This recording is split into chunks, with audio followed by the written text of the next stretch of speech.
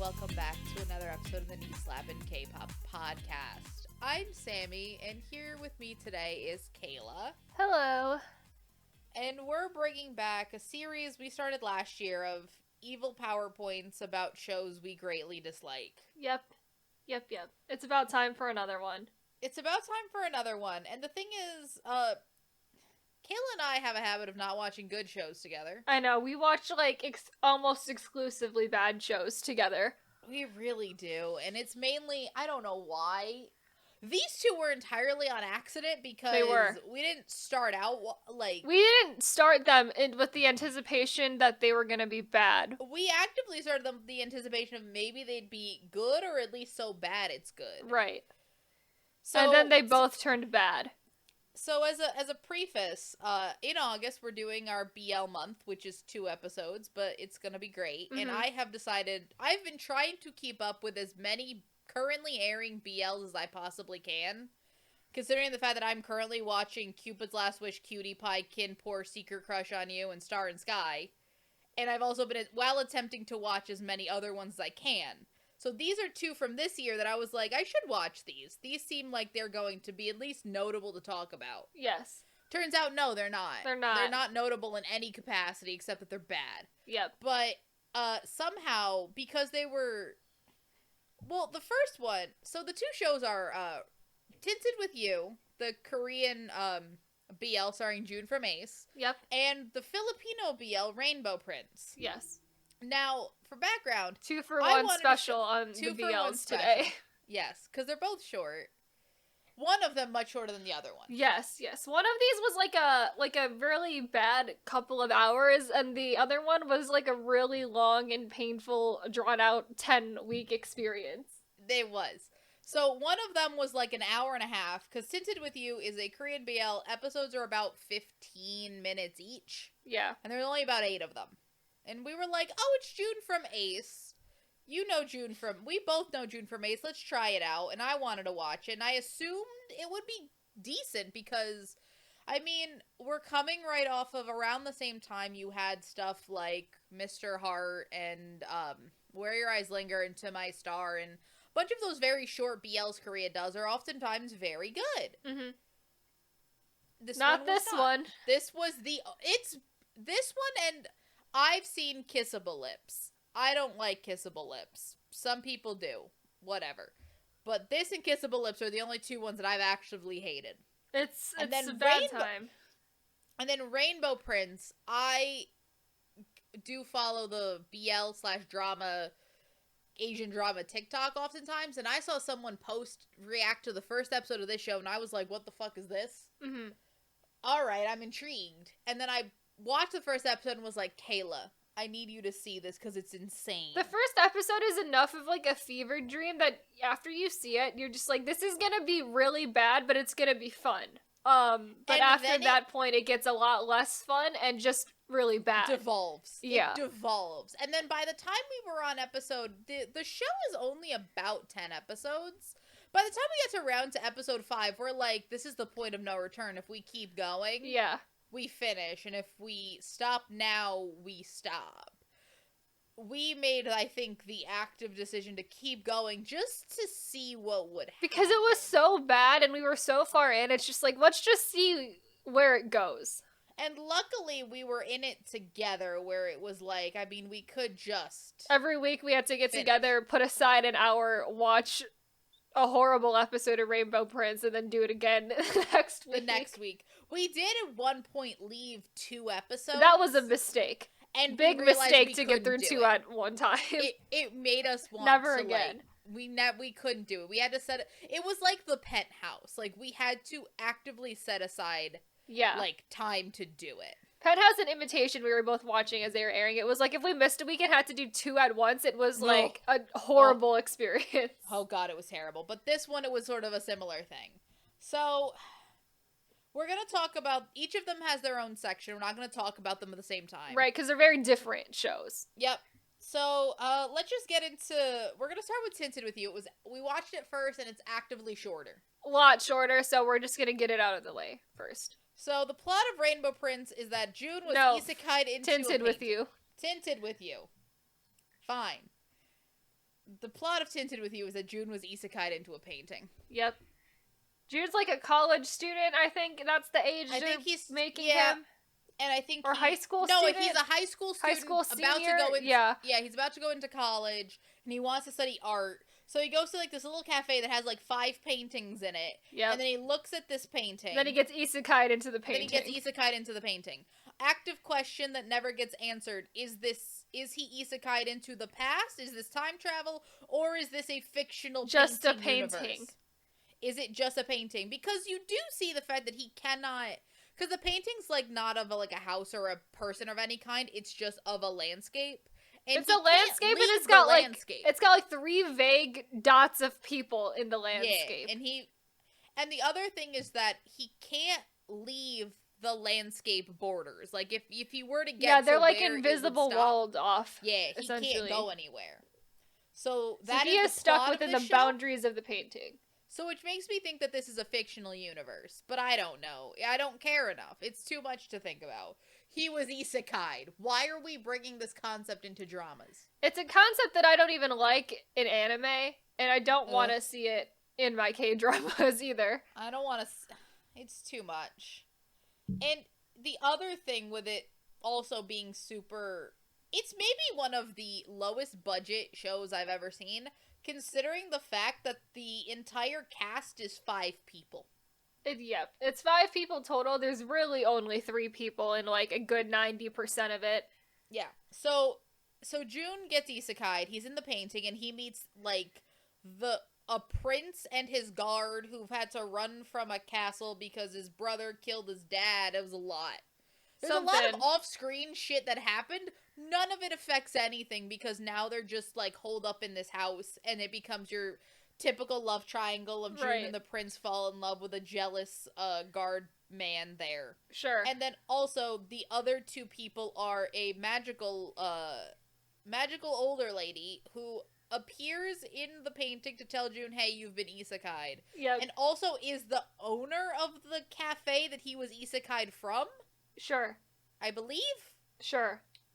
I don't know. That feels like we've correct. got a magical... Because we have to give, apparently, some context to why he was isekai'd, even though there doesn't help add or help anything actually here. Happens. Yeah. And then also his friend, who also shows up in the painting, but not playing his friend. No, he's like a different... It's like... Yeah, it's like when you see a person, but they're just, like, clearly a different person, but like a doppelganger situation, but also it's a painting, so it's who knows the logistics of the painting. It's a lot. It's really a lot. I really don't know, but like that's the cast, everybody, and that's the plot. That's our 5-person cast here. Yep. June and this prince fall in love. They're gonna I don't know, something. I guess. I don't entirely know, because it's interesting, because all of that happens in, like, the first 2 episodes, and then the last, like, 2 episodes actually have plot, and then, like, the middle bit, we're just kind of... There's a lot of dead space in the middle, where it's, like... June's just, like, living in the painting with these other 2 people. And one of them actively hates him, and then one of them is actively intrigued by, you know, the guard buttons. Is, like, trying to kill him, kind of, because he doesn't trust him, because he's literally came out of nowhere in, like, a high school uniform is in, like, ancient Korea, so it's like, why is he here? It's like, makes sense why he's suspicious, but I mean, obviously it does. And then, like, and then this confused. Prince man is just like, they're falling in love, but in, like, we're given, like, literally no build-up or context to them falling in love, so not at all. It's, like, really just a marriage of convenience type of a thing that's happening, where it's like, here's this, we're gonna give you this new shiny person. Yeah, it's actively like, oh, I've never seen a new person. This is a new person. Let me go with this person. Right, exactly. And the weird thing is, like, Korean BLs are actually very short. Like, they're not long. The episoes are short. Because they're all aired, like, in web dramas, because they're, like, not allowed on, like actual television. Korean broadcasting stations, yeah. Because, like, I watched Mr. Heart. Mr. Heart's about them learning, like, being, runners. It is also 8 episodes. 8 episodes, and they're about 15 minutes each. Mm-hmm. It tells an actively adorable story about two college kids falling in love. Mm-hmm. They get history, they get backstory, and they get an active, like, ongoing story. None of that happens in this show. We actively looked at it, and it's only an hour. But, like, we're, like, half hour in, and we're like, nothing has happened. Why are we literally, here? There's so much nothing happening in the middle of this show. Like, you wouldn't think you had time to do nothing in an hour, but you do. So much nothing in an hour. Ugh. And then, I don't know, June gets some traditional garb. June's a artist in this, so he also starts, like, painting, like, also the scenery. He's almost painting the painting he got isekai'd into. Right, which is, like, kind of a little bit meta. Yeah.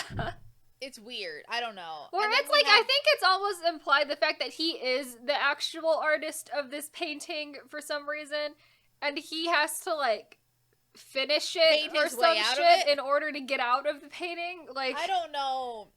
Cause, like, then they fall in love, and then they kiss in one of the most awkward kisses I've ever seen. One of the worst kisses ever. Ugh, it's so bad.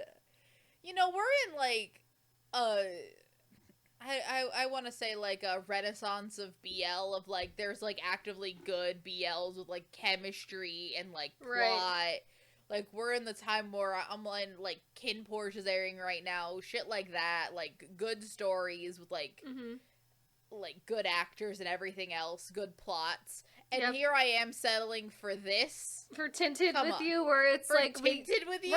We're given, like, zero plot as to why they're actually falling in love and everything, and there's no plot. There's chemistry, zero plot. No chemistry. Ugh, very bad. Yep. Do not recommend. Also, it was just such an awkward kiss. It was. They kiss exactly twice in this. They do kiss exactly twice. One of the times, for a Korean BL, not too bad. For a Korean BL, kissing twice about average. It's also only 8 episodes. One of the scenes is shot from so far away that it's questionable if they even really are kissing or not. It's very questionable. And then the other one is just, like, that they're in such a weird position. Yeah. Where, like, one of them, they're both, like, what? So if you're watching the PowerPoint, you can actually see what I'm talking about. It's the fact that the prince is facing one direction. June is sitting, like, the opposite direction. They're almost essentially sitting back to back, but, like, next to each other. Mm-hmm. And then they both have to, like, lean backwards to, like, actually kiss. It's just, like, a really awkward... It seems like that's really bad. Yeah, the positioning is bad. It's just an awkward position to do this with. Mm-hmm. I don't know. It just felt like there was no chemistry there. None. Ugh. And then, like, apparently someone... It's... The ending of the show, a lot happens, but also nothing happens, but also I'm confused. Also, the ending is terrible. So, in the end, like, they're gonna come try to kill the prince, blah, blah, blah, the brother or something. The new king is trying to kill this prince to, like, have full power. I don't know. And then, so they're all running through the forest. The guard is like, okay, you two run together, get out of this situation. And then he stays behind to fight what appear to be ghost guards because they don't have the money to hire more people. You hear them coming, but you never see them. And they sound very close, so I think they're just ghosts. The amount of ways that, like, things that we had to go out of the way to do because we did not have any money to shoot this show is, like, very funny. It's hilarious. And then, like, cut to black, cut back, and it's June and the prince are now both in college, like, studying at this cafe, and they're just in love and in college, and then we see the doppelganger for the guard appear, as if both as a new character and also with a knowing smile that he knows who they are. And right? It's just like, of course, that's what we're doing. None of it makes any sense. Which is, like, what leads me to believe that this is just a painting and this was not, like, a historical thing. Because we can't just take this man out of the painting or, like, out of history and into the real world. I feel like that has more repercussions than if we were to take this random man out of a painting. But either way, it's like, what is this guy gonna do? Like when he shows up in modern Korea, this man who has been pulled out of a historical painting, and he looks like he's just on an living his life. I'm like, What? He's drinking an iced coffee and on a laptop in, like, a sweatshirt. Like, the man has adapted quite well, apparently. Huh? I'm like, what are we doing? I hate this. Hate it a lot. It's so bad. I think you would have hated Kissable Lips even more. Yeah. Oh, Kissable Lips ends with the vampire, like, so the vampire is gonna the vampire not played by the JYP kid that got kicked out of produce, yes, that kid. Has to drink the blood of the JYP kid that got kicked out of produce, or else he's gonna die, because, Lord. they have, like, soulmate blood connection, I don't know.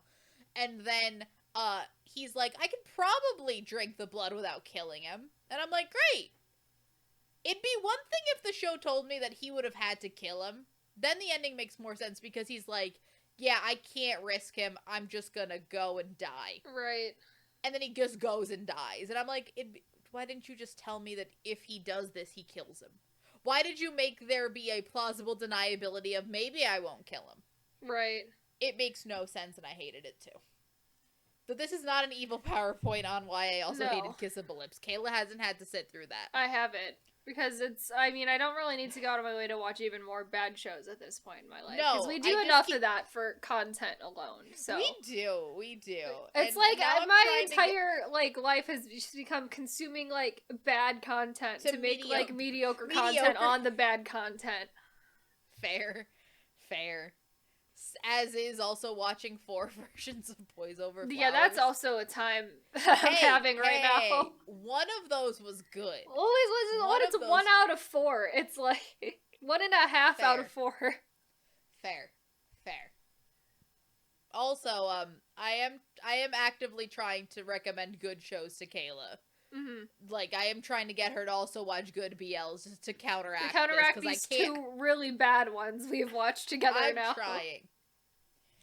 So now we move on to Rainbow Prince, what I described as the BL Disney Channel musical from hell. Mm-hmm.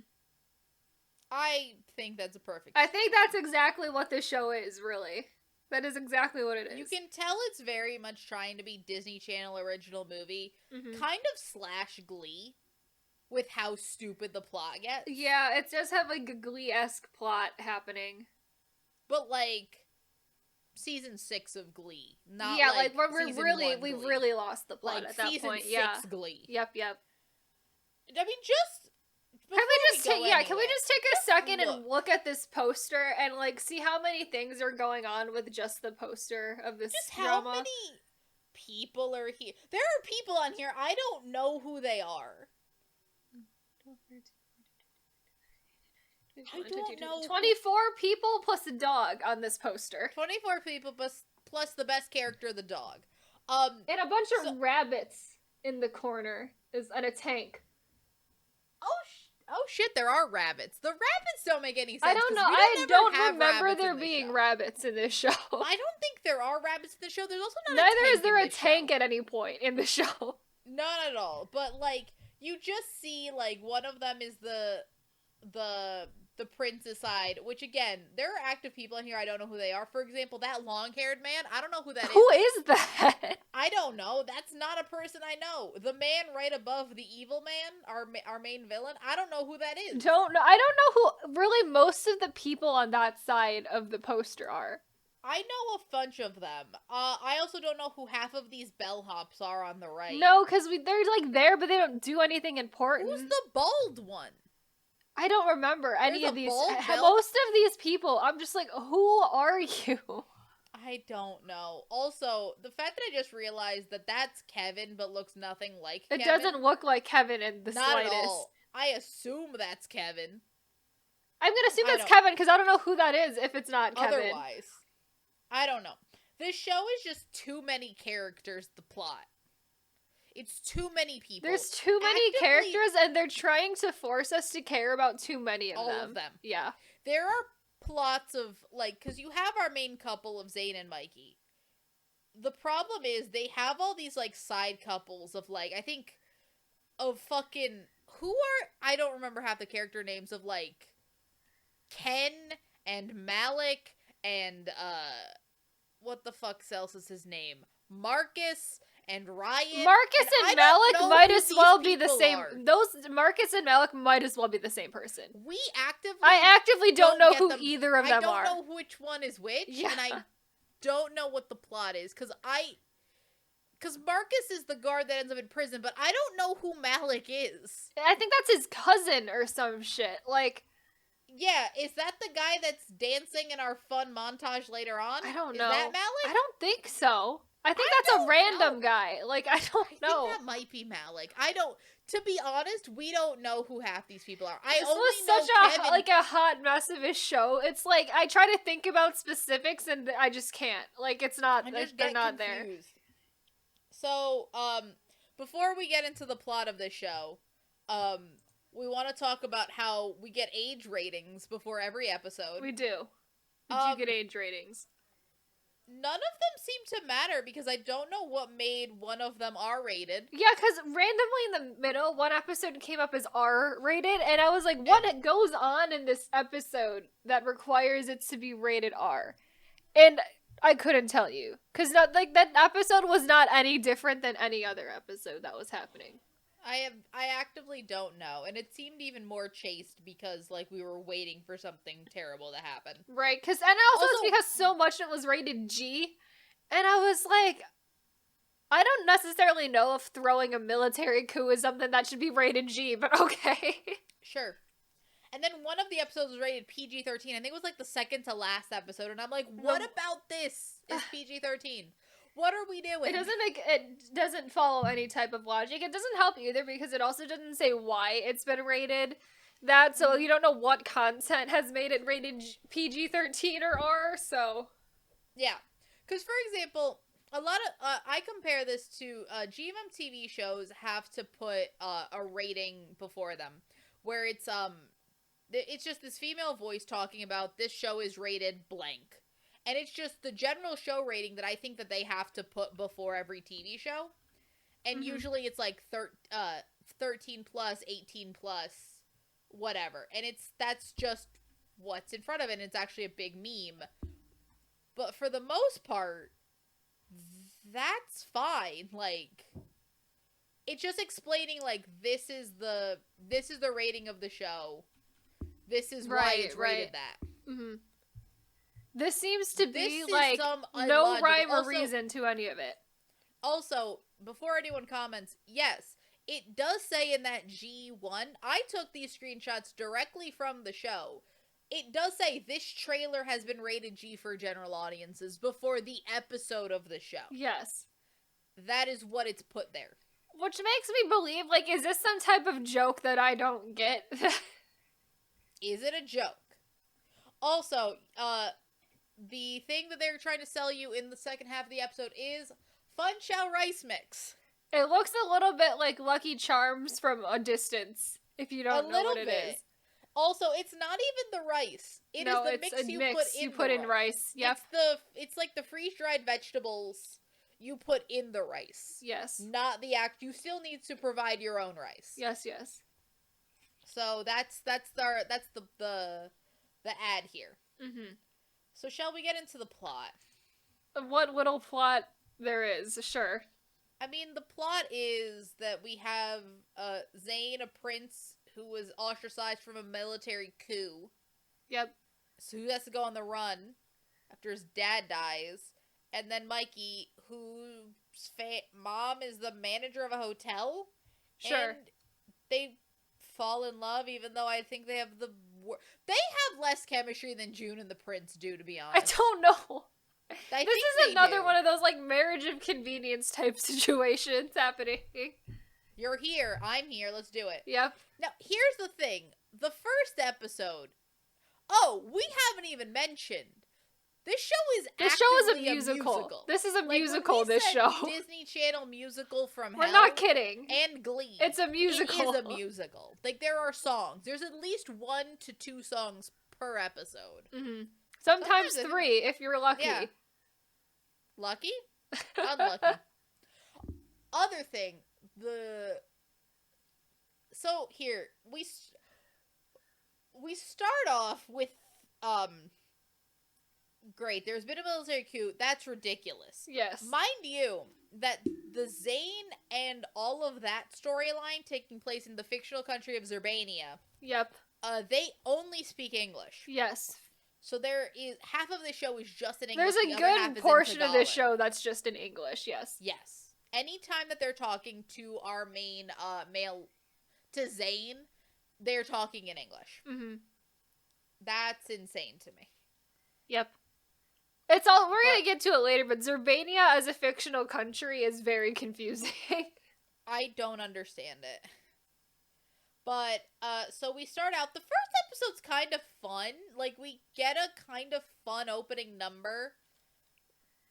Yeah, it's very much giving like Belle from Beauty and the Beast, where you get like a Mikey like waking up in the morning and then going through the hotel.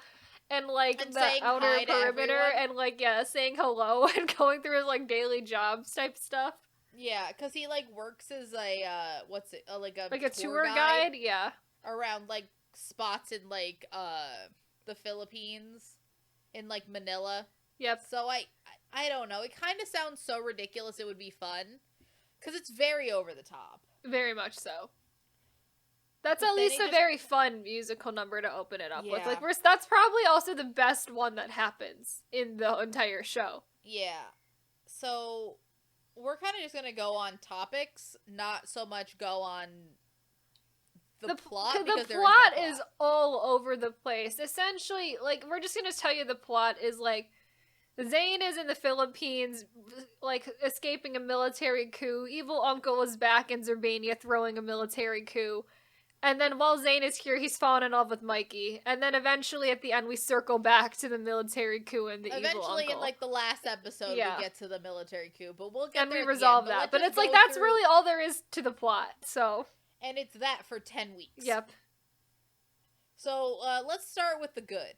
Yes. Chook the dog is an icon of our time. He is. He is the star of the show. He is the best part of the show.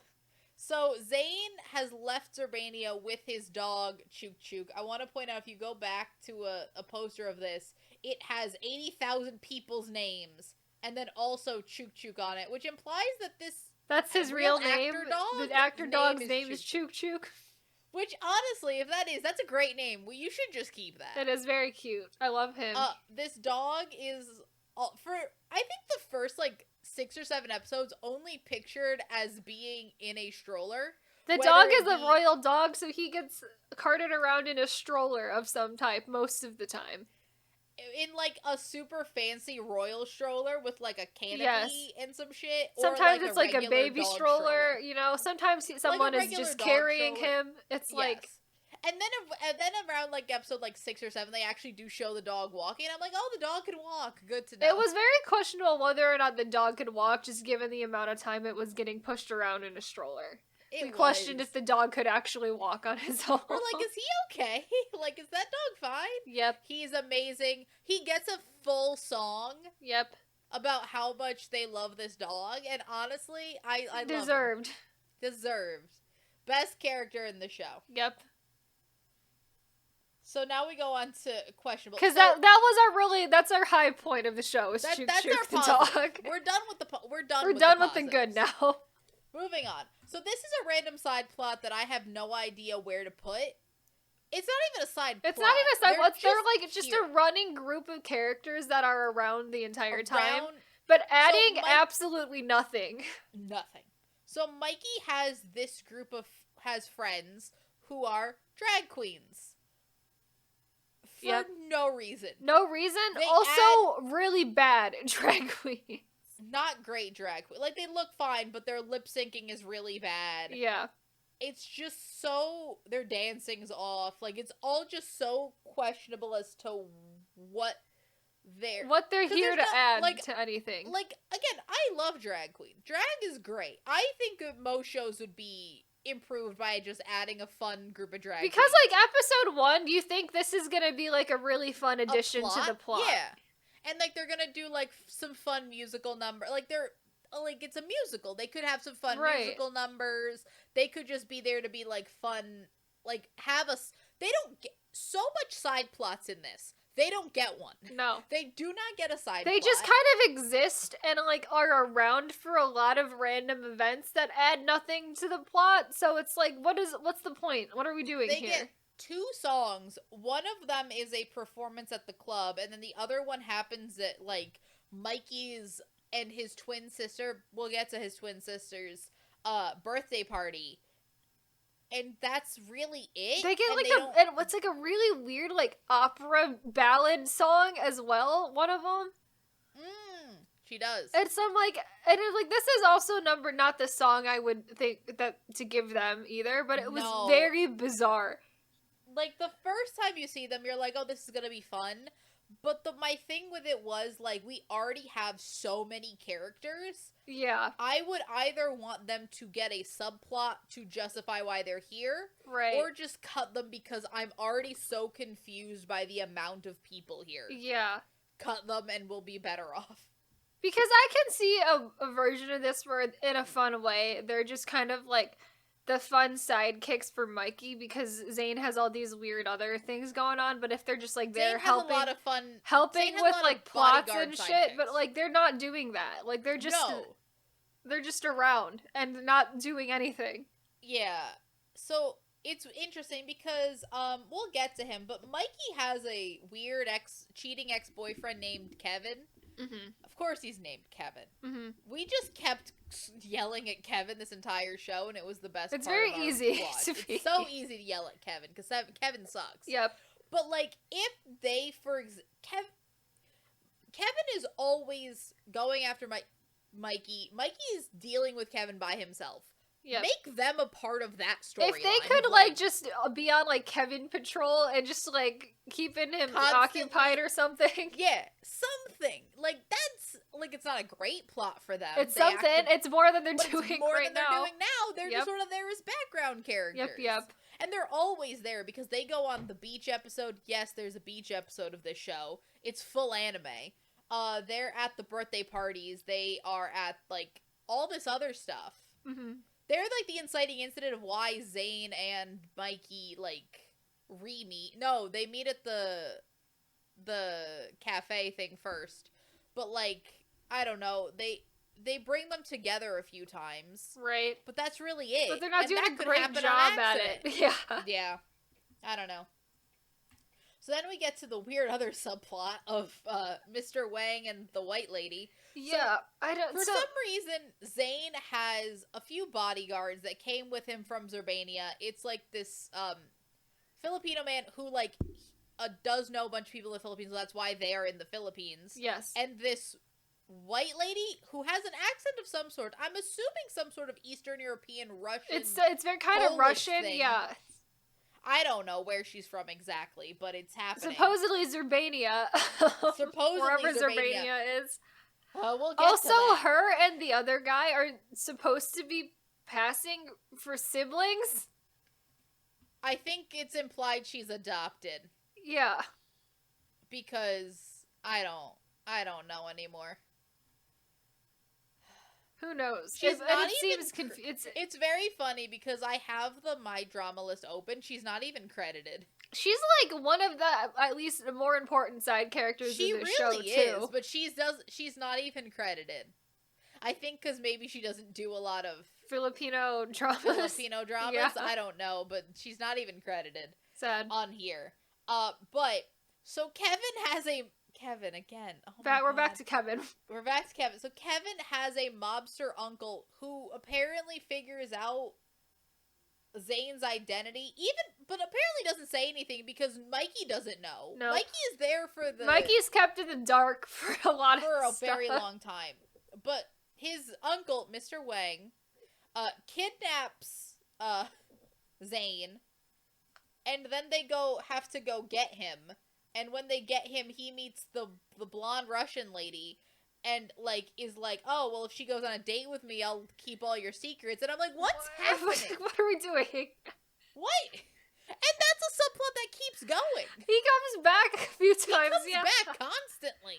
I also I want to point out this one scene that I think is so funny, where when they kidnap Zayn and he's pushing a stroller with Chook Chook, someone just grabs onto him and puts a cloth over his mouth, and kidnaps him while he is running backwards, pulling the dog stroller with him as he's getting kidnapped. And the dog is very calm about this kidnapping.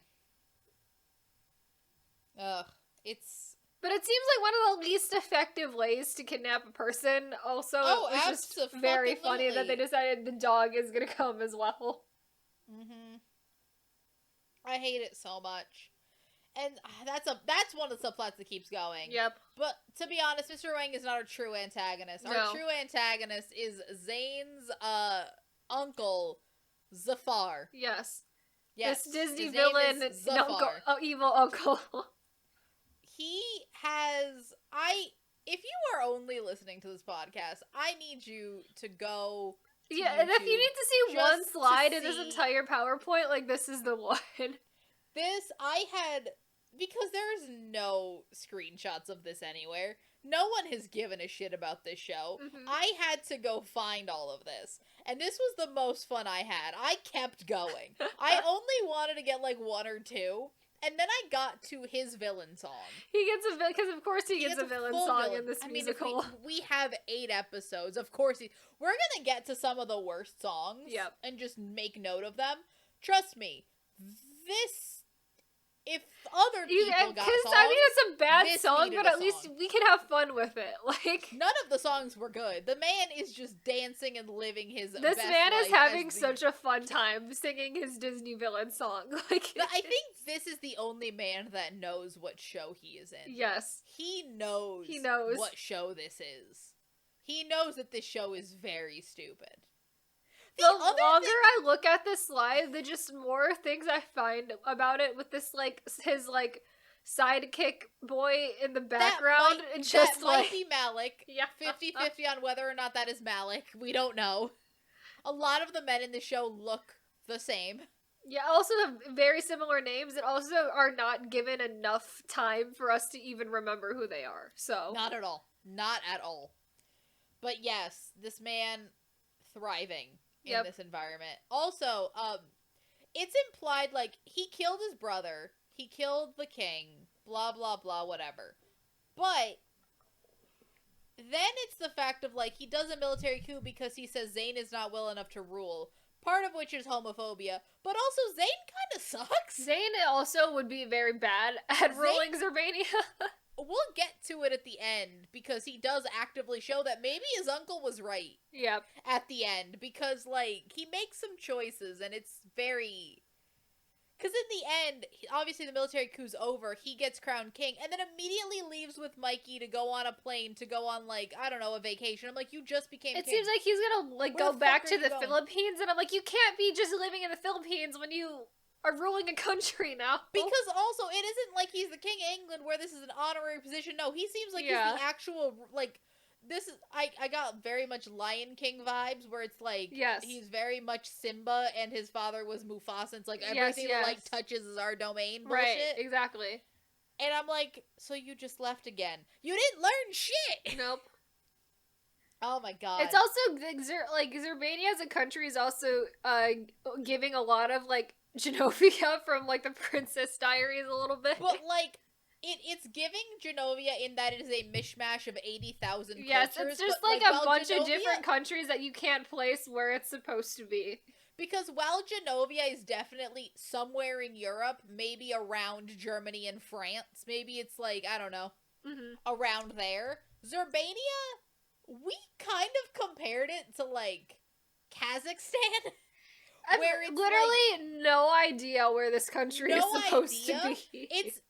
We've came to a conclusion that it's probably not Europe. Yeah. It's probably, like, it's not an American, it's not Africa. It is, like, that vague, like, Central Asian... It could also be, like, Southeast Asian, too. It could also be Southeast Asian, but there are so many white people. Yeah. Just in the background.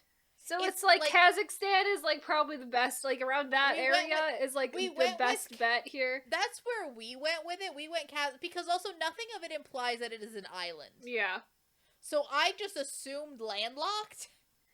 It's also, like, gotta be, like, a non-significant country, because a military coup is happening, and no one in the Philippines knows that it's happening. Yeah, and also no one seems to care until they figure out that the prince is actually in the Philippines. Yes. Also, the parents get a stupid song, and I hate it. They do. It's very boring. So boring. Zayn's parents get a stupid song. Yes. Also, Mikey and his mom get a bad duet, too. There's a lot of, like, if we're talking about a song, you can just assume that it's bad, because that's how every single song are bad, goes. But so many of them are just to the point of being so useless that we didn't need it. Yes. The other thing is that they do keep us from... for reasons we'll find out later, they keep us from hearing Zayn sing for an almost comical long time in this show. Yes. And then when Spoilers, you finally do it's hear because him he's sing, bad. It's because he's bad. But, like, not infinite. I mean, Mikey we hear in the first song, and he's also bad. Also, the quality of the audio in a bunch of these songs is, like, not great. No. So you just hear it peaking a lot, and it makes me want to, like... It's almost like they, like, live recorded it, like, once, and that was it. Yeah. It was Les Mis style to get one shot at it. Exactly. So, as we said before, Zayn's dad is dead. We just wanted to make a slide of the fact of, like, this is what his mother wears to her husband's funeral. Mm-hmm. Just take note of that dress. It's very much like, this implies that she killed him. Like I think this dress implies we call this the I just murdered my husband funeral dress. Because, I'm sorry, the slit, the crown, the veil, all of it makes me feel like, did she murder her husband? It really is it's so much. Everything about this is so much. She didn't murder her husband. She didn't. But she clearly did not murder her husband. But dear God, if I wore that dress, I better have murdered my husband. Yep. Oh God, I loved it. And so also, it seems like the father was like just buried in the garden. Yeah, that's also like, the logistics of the funeral was a lot. Cause like the show obviously had no budget also, but like they're just outside in what appears to be the side of the palace. So again, I think they just, buried him next to the roses. Yep. Or whatever. Like, there's no... I don't know. Who's to say? So, yes, I want to point out that Mikey does have a twin sister in this. He does. Useless twin sister. But you want to know what's even more useless than her twin sister? Her twin sister's boyfriend. Yep. Because he is always by her side. I think they paid this guy as an extra. Because I don't think he has any lines. He doesn't do anything, but we do have to introduce him as the boyfriend. And he's not adding anything. But also actively confuses me because he looks like every other guy in this show. Because I'm like, who the fuck is this? Yeah, one of the 6 background guys who are like, they're trying to get us to care about, but we can't even differentiate from each other.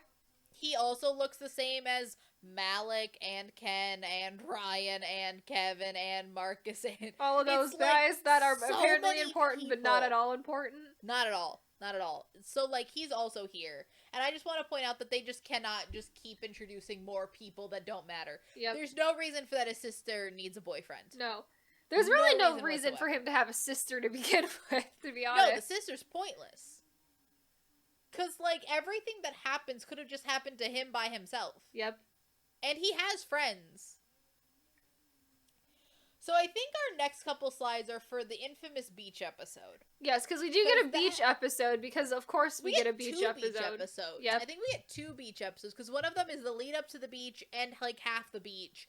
Then the second one is all the beach. Yeah. So, for some reason they put Zayn in a Speedo. Yep. Every single other character is wearing clothing. And we just every other person is wearing clothes. Yeah, Zayn just walking around in a Speedo for no reason. I mean, I get we're at the beach, but every other person has, like, both shirt and pants on. Or even if it's, or just, like, trunks, not whatever the fuck he's wearing. So now we get to, I think, the worst scene of this show. It is. I mean, it's a trip, this scene. Oh my god. This is the other slide. If you're gonna see 2 slides, these are the 2 slides. These are the 2 slides you need to see, because this I have done no editing. Yep. obviously, because I feel like I would have done a better job, to be honest. Yep, but the two of them, Zayn and Mikey, they get a hang gliding ballad on the beach episode together. Genuinely the worst sounding song in this is because this is where we hear Zayn singing for the first time, and we realize like, oh, this is why he hasn't sung at this point until the show yet. I hate it. But also the Photoshop on this hang glider ballad is like, oh my god, truly garbage. It truly just looks so bad. It truly just is supposed to be your big whole new world heartfelt ballad, and it just fails spectacularly in every way. They sound like shit. They sound bad. They look like shit. It also is like, maybe we should have had like the foresight to realize we don't have a lot of budget, so maybe we shouldn't try to give them a hang glider ballad. Like, they could have done that like on the ground or on a boat or some shit. They could have been on a boat. They could have just been frolicking in the sea. Right? I don't know. We didn't have to be in a hang glider. Also, the fact of like this also implies that that either Zayn has done this before or Mikey has done this before. Because they just give them, they're just there by themselves. They're just there alone. They're alone. There's no professional there. I hate it. Ugh. So then also, for some reason, we decided to give Kevin a full cheating ballad. And the choice to give Kevin so much screen time in this show is mind-boggling, because it's like, here is this character who has clearly been introduced as Mikey's cheating ex-boyfriend, and we are gonna commit so much time to following him around and Kevin following around Mikey and asking for him back and being sad. And I'm like, this man cheated on you. Like, this man cheated on Mikey. Like, what sympathy is supposed to be here? Because the other thing with it is that, at the end of the day, the actual conflict between Mikey and Zayn has nothing to do with Kevin, and never does. Zayn is barely ever, like, jealous of Kevin, or like emotion. There's like very little emotional turmoil because of Kevin. It's not because of Kevin. It's all because of the freaking military coup that's happening in Romania. And like the fact that he never told them he was a prince. And I'm like, fair enough. So the Kevin entire storyline is absolutely fucking useless. Yep. And with everyone else getting another partner, they don't give Kevin another person to be with. So he's just kind of there roaming around. It's so confusing, everything they're trying to do with Kevin, because it's like, I don't see why or like how anyone is supposed to feel bad for him or care about him in the slightest. I don't give a singular shit about Kevin. Yeah. He sucks. He will continue to suck throughout the entire show. And it is also just very, very, very fun to just yell at specifically a guy named Kevin. Mm-hmm. We literally follow him around as he's like going through the beach episode, just like sad and singing this song when there's like to the moon out, and I'm just like, what are you doing? You're just being an idiot. A full like this is like a full 3.5 minute ballad that he's singing, and I'm like, I don't care. Go away. My other favorite thing with that is that for some reason, like, surprisingly, Kevin's actor is one of the better singers. He is for some reason. So for some, like, it's not. Is that like, why we had to give him a song? Maybe. I don't know why they didn't just, like, because he could have very easily just been Mikey. Yep. Could have been him. Because honestly, looking at it, like, I'm like, fair, like, this song has no point, but I like hearing this song far more than I like hearing the other one. Anytime Zayn is singing, because that's a bad choice. Looking at that, it's so bad. Yep. So speaking of other songs that are terrible, for some reason we do a lot of subplots at this fucking hotel. Yep. Because Zayn gets a job at the hotel as like a weird like bellhop maintenance or something. For like he is really doing he's supposed to be he is doing maintenance, but he wears a bellhop uniform. And like is constantly also doing bellhop work. Yeah. And I'm like, so you're not maintenance, you're a bellhop. Yep. This is pointless. Pointless. And then they also sing a song called "The Customer Is Always Right," which is a phrase I loathe. I hate that a lot. Hate it so much. Neither of us even work retail, but I hate the phrase. It's a terrible phrase. "The customer is always right," because it's wrong. It's wrong. People are dumb. Yep. It's a terrible song. It's just a terrible song to begin with, but also with "The Customer Is Always Right" makes it even worse. And also just a terrible subplot. Terrible subplot. Yep. So now we go to another confusing set piece of this diner that is only introduced in, like, the last third of the show. Yep. Because, also, if you're looking at the slide, those two people. Who are they? Who are these people? I don't know. There's, I like, don't know who the two people in this scene are. No idea. That might, to be honest, if I had to guess, it's probably Ryan and either Marcus or Malik. One of the two of them. I don't know which one. But this diner only introduced in, like, also, yeah, those two get a bad song. That is what this is all from. Yep. They also, for some reason, this side couple also gets a song. Great. This diner is this is definitely a real diner because they don't have the money to make this. But also, why are we here? It's like, so if you're not watching the PowerPoint, this is like an American, like, 50s diner, but it just is so gaudy, and there's also a stormtrooper statue. It is sensory overload because they are sitting in a car. Yep. In a table that's in a car. In a car with, like, 2 Shell gas pumps. And, like, there's another car behind it. There's, like, I don't know. There's, like, the stormtrooper. Trooper is here. Life-size stormtrooper statue. And then there's, like, all of those, like, vintage Pepsi and Coca-Cola ads on the wall. There's also, like, a bunch of, like, vintage photos. I think there's, like, Elvis on the wall. Yeah, but also it's so nondescript time period, because you think it's a 50s diner, but then you see, like, a 1920s car. And then the photos all the way in the back are, like, really old. In black and white. There's also, like, a Jaws poster, which is, like... There is just a Jaws poster. Like, the there's also, we're not even, like, consistent with the gas station, because there's also a mobile gas station sign on here. Yeah. Like, the time period is just nondescript enough that I think this is just an American-style diner. An American vintage diner, general vintage diner. The amount of, the era of vintage, unknown. The era of vintage, all of Could them. be anything from, like, the 90s and before. Like, any time period. Anything from the 1890s to the 1990s, yes, exactly. if you will. All of the above. Exactly. What is vintage? All of it. All vintage. It's like, this is another one of those things where it's like, the more you stare at it, the more confusing it becomes. I hate it. So now we get to the real military coup. Yep. It's really, I don't even really fully understand how they resolve the military coup.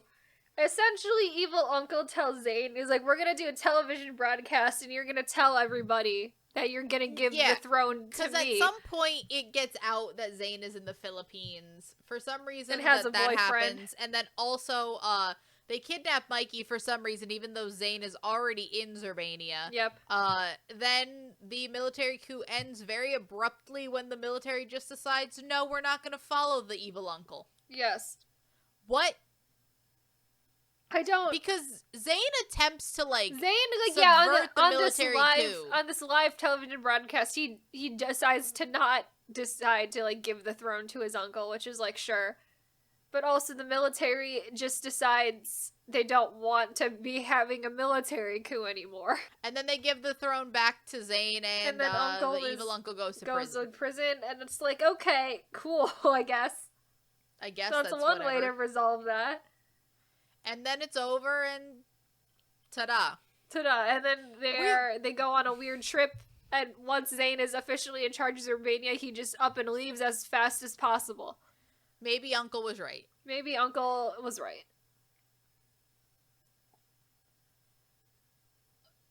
Also, we want to point out this picture of the royal family. Oh yeah, we constantly keep seeing this picture of the picture of the royal family. So that is Zayn. That is his mother. Who is that man? It is because that's not his father. Not his dad. It's supposed to be his dad, but it's absolutely not his dad. That makes no sense as his father. It looks like the dad's wearing like a turban. So that again, even adds to the confusion of where this country is at. I hate it.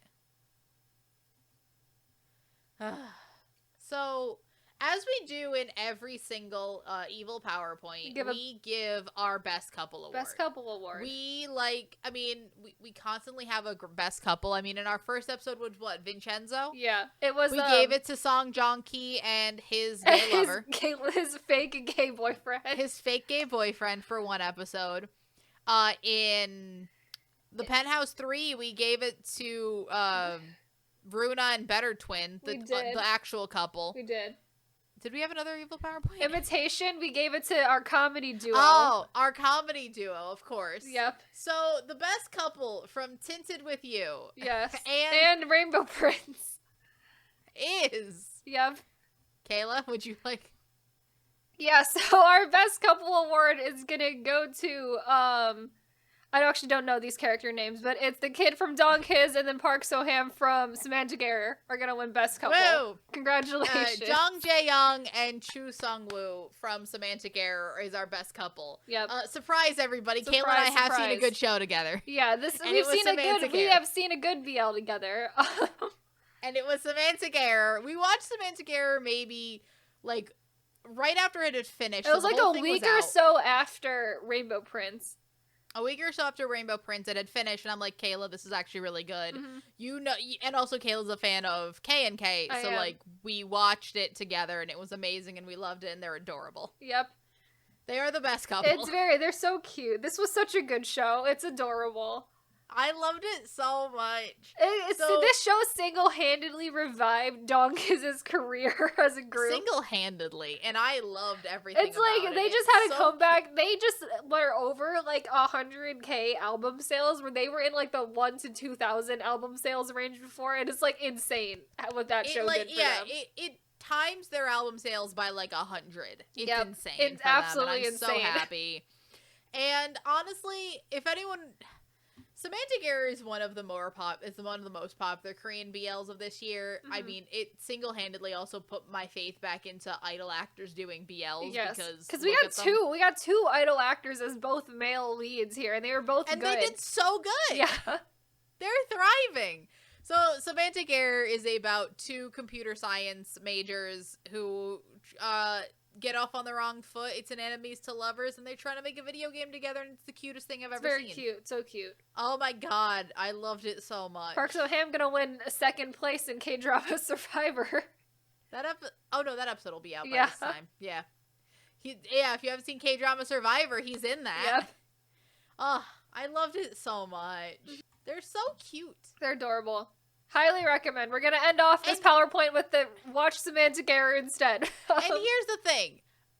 To compare this to Tinted with You, this show is also 8 episodes. Also, the episodes are slightly longer. The episodes are about 20 minutes each. Yeah, we're 20 minutes to a half hour for each episode. Yes, they're a little bit longer, but still, told a complete story. Was so adorable. It still is pretty low budget, and it has like a smaller cast. It definitely has more money than Tinted with You, but like, doesn't have a lot of money. I think it was also trying to the thing with it is also had a bit more of like you could just shoot this at a school. Yeah, like, and we're not being isekai'd into a painting or anything. So like, no, we're also not trying to make this a what's it called? We're not trying to make this a period piece. No. So it's like this is just like a nice college romance. So and if you would like to know, a bunch of the members of all the members of DKZ do make appearances as background characters in this show, so they are fully there to support their bro. We love that for them. Too bad this couldn't do the same for K&K as it did for DKZ. I know, but he's left K&K already though, so and they're all the rest of them are like in the military and they're disbanded. I know. I think they're also disbanded already. So if only. Yep. It's so cute. I just want to gush about this show for a while because it's so good. It's so cute. Because there's not much to it. It really just is not that. It's not cute that much enemies to lovers bit. Mm-hmm. But otherwise, it's just adorable. I loved everything about it. Yay! Hooray! So we do end on positivity. We're ending on positivity. It has nothing to do with the two shows we initially talked about, but it's fine. Look, they're the best couple here. You're in the BL special for the evil PowerPoint, so we have to throw in the positive somewhere, because we literally had like what? one slide about the dog that was the positive for both of these shows. That dog is great. Yeah, the only good thing about both of those shows was that dog. That one of them had a dog, yeah. One of them had an iconic dog. Yep. Otherwise, it's fine. And honestly, also, the behind the scenes of Samantha Gare is also adorable. Very cute. They're so cute together. And then, again, someone pointed this out, and it's very funny, that I love that now the trend is for K-pop boys to do the gayest shit of their career. Yes. And immediately go into the military. Yes, because Park So-ham literally went to the military a week after the show finished airing. That's also what June did. Yeah. So, like, you gotta do some gay shit. And then you go to the military. Immediately go do the manliest thing you can do, which is join the military. Yep. It's a trend we're doing now. It's the thing that's happening. It's happened twice, and we're only in May. It's weird that it happened twice already. Yeah, it's weird that we're 2 for 2 right now. Yep. I'm shocked that the kid from from the former JYP kid. Oh, I was gonna say Hwal from The Boys as well, formerly of The Boys. Yeah, no, Hwal can be in Color Rush 3 because Color Rush 3, and then he'll go to the military. Because Color Rush 2 upset me. Wait, did Hyuk go into the military? Because he might have done that after Color Rush 2. He did that after Color Rush 2, so it happened 3 times. I don't know if he's there yet. He might not be in the military yet. He's not, because he's too young, I think. He's got a couple years. It could have happened at 3rd place. Right. But please, Hwal, return for Color Rush 3, because I was extremely disappointed in Color Rush 2. Mm-hmm. Ugh. But otherwise, yes. Yes. We end on positive vibes. Samantha Gare is great. Samantha Gare is great. Love that for him. Also, apparently a very good webtoon. I haven't read it, but apparently it's very good. Mm-hmm. Sure. This has been our joint evil PowerPoint. This is the first time we've done it with 2, but Tinted with You really didn't have enough content to warrant it getting its own. Rainbow Prince could have had its own, but Tinted with You, she has to throw in Tinted with You as well, because that was also a bad time. Here's the thing, we're only at an hour right now. I think if we took out Tinted with You, the Rainbow Prince might have been a little short. Yeah, so I think together that they needed to go. Yep, and it's also like nice primer for August for everyone. The BL, the 2 weeks that is BL month is coming. Hey, if we try to do themed months for 4 weeks, I don't think we could have done 4 weeks on it, to be honest. But yes, we are available on all major podcasting platforms like Apple Podcast and Spotify. We also have a YouTube channel where we post our episodes along with a fun clip video. The clip videos are not going to probably be coming out as often because we run out of them and we don't want to make more every week. So no, they might be a more occasional thing. Every week. It might be every 2 weeks. They might be 1 or 2 a month. Who knows, honestly? But there's probably gonna be less. We're gonna make them as we want to make them. It them. Depends, how what we're in the mood to make, to be perfectly honest. But they're probably not gonna be every week anymore. The episodes are still gonna be every week. That's not gonna change. But the clip videos are gonna be less. But yeah, we will see you guys in the next episode. Bye. Bye.